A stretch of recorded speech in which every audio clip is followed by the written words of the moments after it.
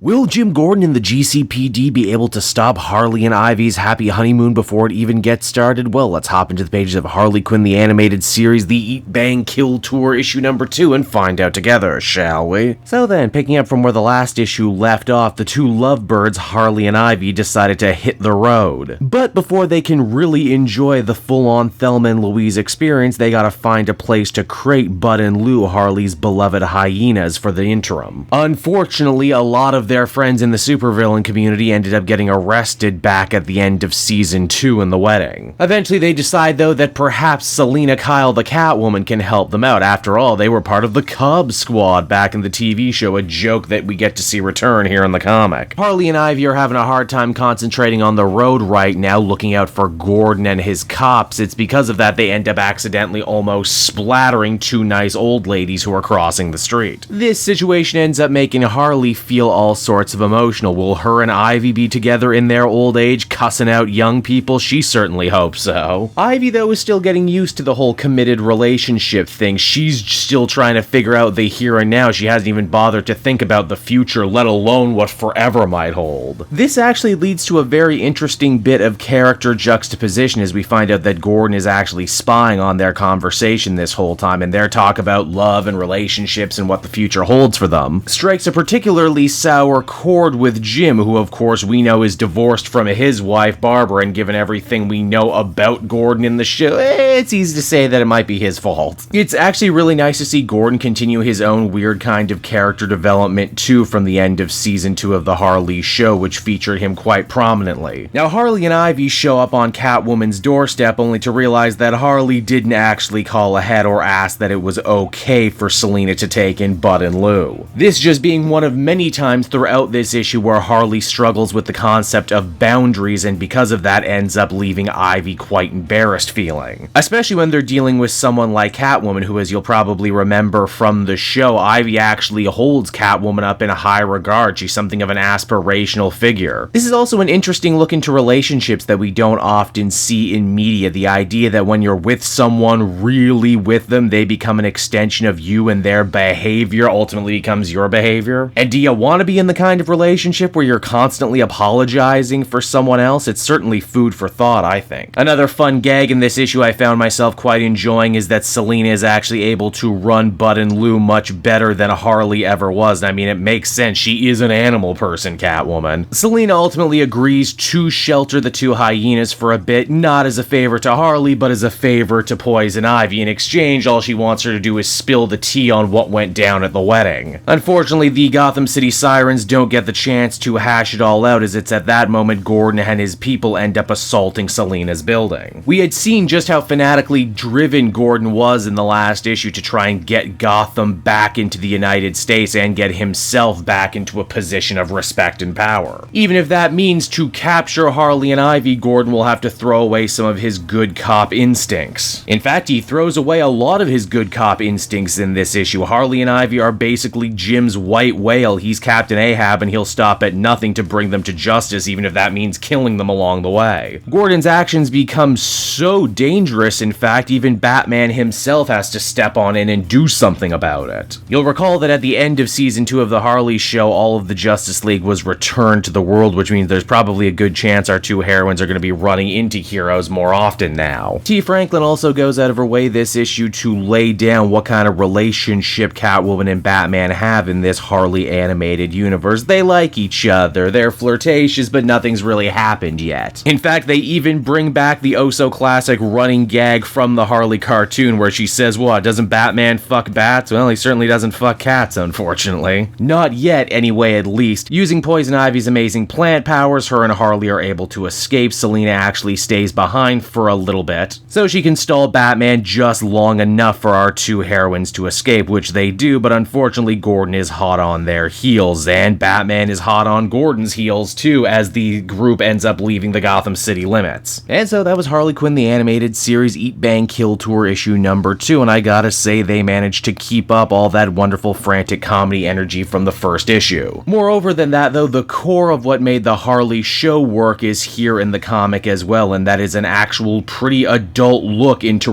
relationships. We all waited so long for Harley and Ivy to finally get together, but now that they are, they're realizing, oh yeah, passion passion can only take you so far, and good, solid relationships take a lot of work and communication. I personally find it all very cool because we rarely ever see this sort of take in comics, let alone in superhero comics where everyone seems to be addicted to the whole and they lived happily ever after side of storytelling. For what it's worth too, I think it's really unfortunate how people have been treating T. Franklin on social media, but then again, this is the internet, it's a crappy place, especially for people who are black, queer, disabled, and autistic. Overall, continuing to love the book would give this one another very solid 8 out of 10.